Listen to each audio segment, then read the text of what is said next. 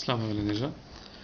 Malpera tırşıkede du fonksiyonên dana linkan hene ku em dijwan re binêre û veşartî binêre dibêjin. Gelek bikarhênerên me mixabin bikaranîna van fonksiyonan da piskirekan dijîn. Ez dixwazim ku tasî behsa vê bikim. Ji bo ku em van fonksiyonan bikarbînin, em dikarin rast li van bişkoşkan bidikin. Dema me li bişkoşka tikand, ev karakter ji xwe derdikevin. Pêva ku em dixwazin weke li vir tê dîtin şîn were nivîsandin û bikare we li tikandin, yani link be, vê çaxê divem wê pêvê piştî du nokteyên li ser hev û berî parantezê binivîsim. Weke mînak ez ê zarok binivîsim.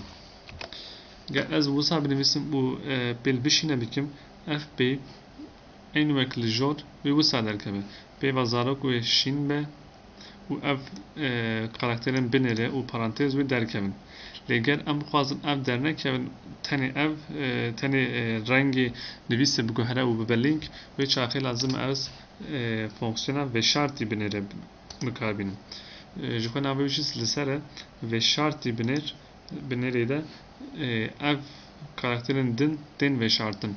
û bi vê awayî em dikarin nava hevokan de jî van peyvên ku dikarin werin dikandin bikarbînin.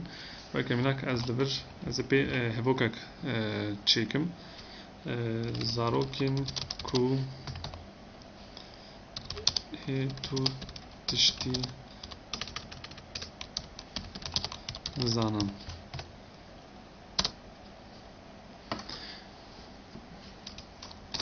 Birme ji bo hem binêr hem jî veşartî binêr mînak de awayekî din jî heye ku em dikarin van bikarbînin, ev jî wisa ye.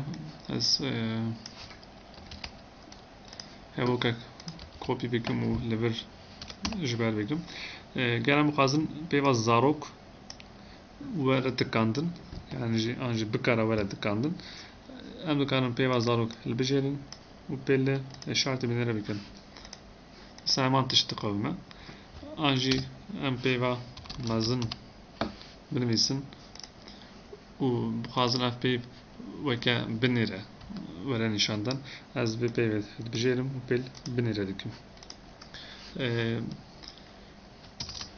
Fonksiyonek din jî fonksiyona stêrê ye, li vir bi tîpa û hatiye sembolîze kirin. Ez li vir tê dikim û ev karakter ji xwe derdikevin. Tişta ku ez piştî du nokteyên ser hev dinivîsim û berî karaktera parantezê dinivîsim, wê veşartî bin, wexta ku mişka me çû ser stêrê weke li vir, wê ev tişta ku me nivîsî derkeve. Weke mînak ez li vir çi binivîsim? Hûn van nabînin dibêjim. Me ji bo her sê fonksiyonan jî mînak de li vir fonksiyonên din jî hene, lê mixabin ev hê ne çalakin. Pêşerojê de dema ew çalak bûn, ew jî wê bi heman awayî werin bikaranîn. Ez pêl bişîne dikim. Peyama xwe dibînim. Weke dibînin pêva zarok dikare were dikandin şîn e rengê wê, lê binêre tê xuyandin. Weke binêreya normal e. Lê li vir me binêreya veşartî da, yani veşartî binêre dîsa dikare were dikandin, lê nava hevokê de ji bo ku ev binêre dernekeve min veşartî çêkiribû û wisa derket. Li vir jî heman tişt heye. Li vir jî heman tişt heye. Li vir jî em stêra xwe dibînin. Stêr nivîsek dihemîne, lê ew nivîs veşartî ye. Dema em mişka xwe dibin ser stêrê, ew peyvên ew nivîsa ku me nivîsandibû niha derkeve pêşverî min.